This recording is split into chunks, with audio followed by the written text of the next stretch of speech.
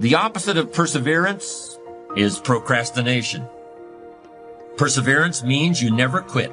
Procrastination usually means you never get started. Although I consider the inability to finish something to be a form of procrastination. Ask people why they procrastinate, and you'll often hear something like this: I'm a perfectionist. Everything has to be just right before I can get down to work. No distractions, not too much noise, no telephone calls interrupting me. And of course I have to be feeling well physically too. I can't work when I have a headache. The other end of procrastination, being unable to finish, also has a perfectionist explanation. I'm just never satisfied. I'm my own harshest critic.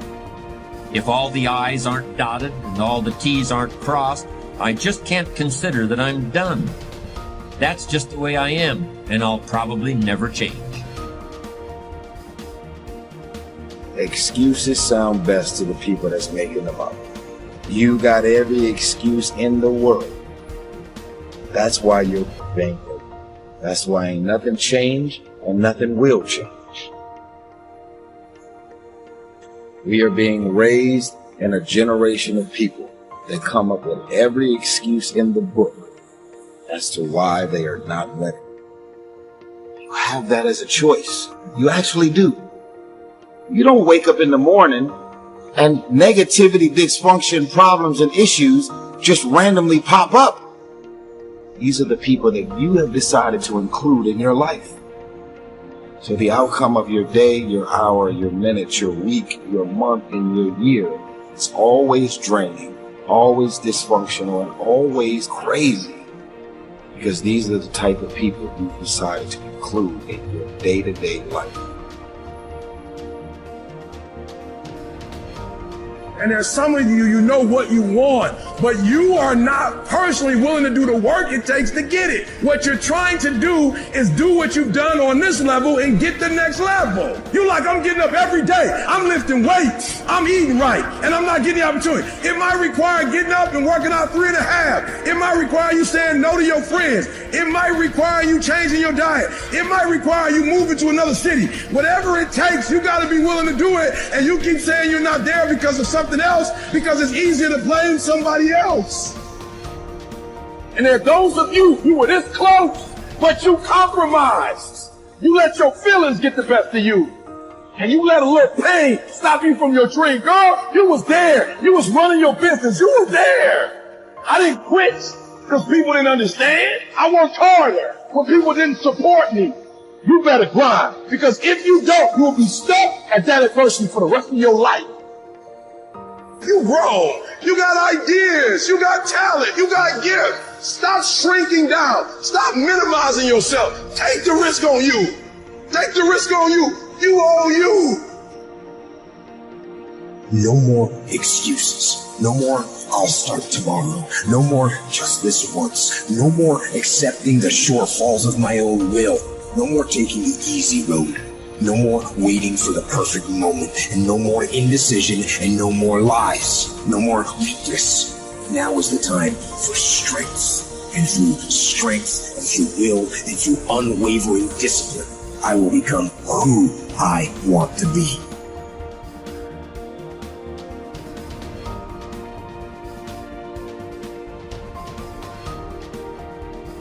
You can literally create your own economy. Now, I'm going to tell you, you do not have to know how it's going to happen. You only have to know it's going to happen. You want to stop and think what you want and take the lid off. Take the lid off your mind. You can have anything you want. And I'm going to tell you something else. You don't even have to believe it. You can say, this is a crock. If you keep doing what I tell you, you're going to start to believe it. I'll explain something now and I'll explain it later, and you may see it different a little later. Our belief system is based upon our evaluation of something. And frequently, if we reevaluate a situation, our belief about it will change. Now, I've been studying the Bible. I've studied various religions. There's only a half a dozen, so it's not too difficult. I had studied all kinds of books on personal development that you could find. And every one of them kept saying, you got to believe. And I'm thinking, how do you believe? Somebody says, you got to believe it. Well, how do you believe? That's a pretty good question, isn't it? How do you believe? Most people can't answer that. But they know if you don't believe it ain't going to happen. You got to believe it. And if you don't, you show it in everything you do. You got to believe it. I was trying to figure this out 9.5 years. I was in a coffee shop with a mentor, Leland Val Vanderwall. And he said that, just in conversation. Our belief system is based upon our evaluation of something. And frequently, if we reevaluate a situation, our belief about it will change. I said, what'd you just say? He said, what do you mean? I said, about belief. He said, our belief system is based upon our evaluation of something. And frequently, when we reevaluate a situation, our belief about it will change. And all of a sudden, I knew why I had changed. Looking at some of the things that keep us from approving ourselves, that we've all done some things that we don't feel good about. Things that if we had to do those things over again, we would not do those things, or we would do things differently. So part of what we must do in order to begin to move into your greatness, you got to remove a major energy block. And that is dealing with the issue of forgiveness. People that have hurt you, someone who's done you wrong. Make a list, and things that you have done that you feel bad about, that you regret. Make a list. Maybe a time when you weren't a good father, or a good mother, or a good brother or sister, or you were a bad child, or you didn't do a good job, or you lied, or you were dishonest, or you stole. No one knows this but you, or something you feel good about, so there's a real dog in me to do that.